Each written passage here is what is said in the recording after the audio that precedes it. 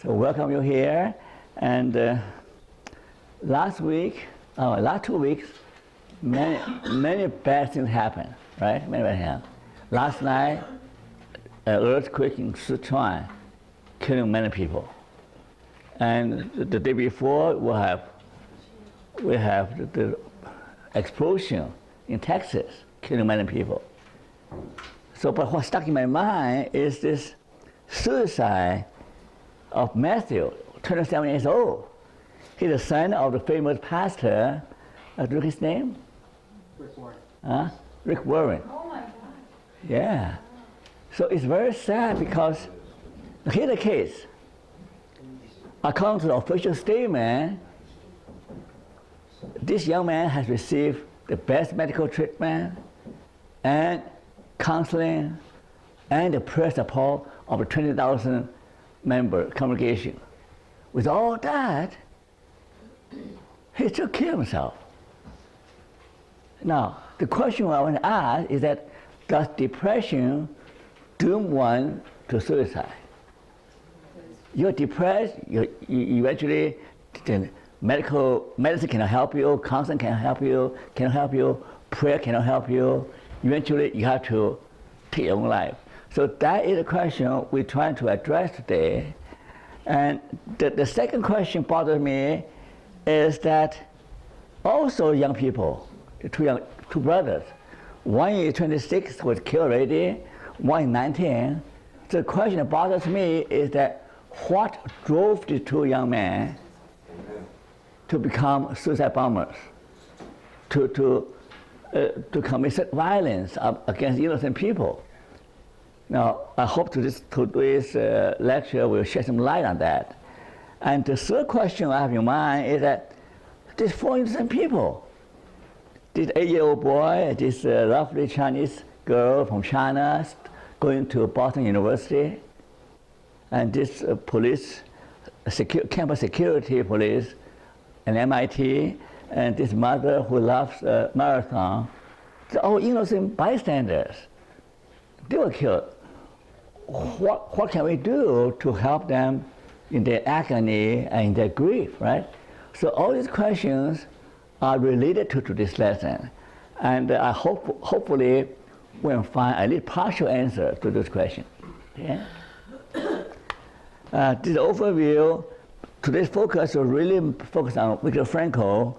Now, when I was last weekend, I was in Alberta Pastoral Care Conference. Actually, pastoral care should be called, they changed the name now, to call spiritual care. The people attending the conference mainly consist of nurses, pastors, and chaplains working in hospice and extended care. Okay, I think that we'll be familiar with extended care, right? So one of the pastors, speakers said, the 3 important questions for spiritual care for those who are dying are, who am I? Where do I fit in? Where do I belong? What makes life worth living? Have I lived a worthwhile life? I said, oh, interesting. This is exact question we asked here, right? And we begin with, who am I, right? Last lesson is what really matters. Today's lesson is what makes life worth living.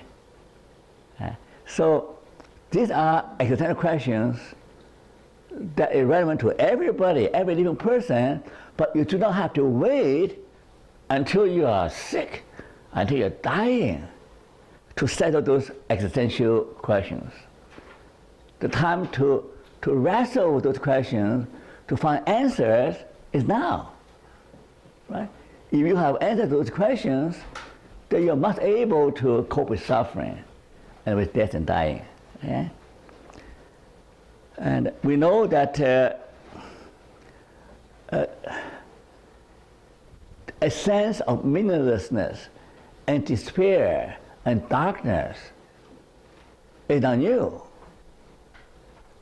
It's also human history. There are recorded literature about people questioning the meaning of life. Right? And King Solomon is one example.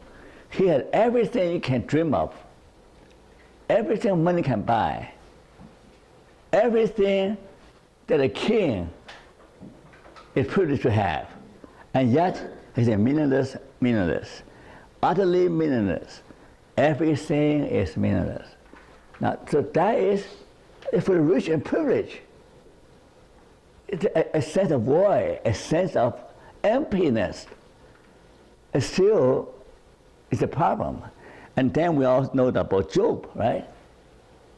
And in his suffering, he said, I wish I were never born. I wish I were never born. Life is unbearable. What the point of coming to this world?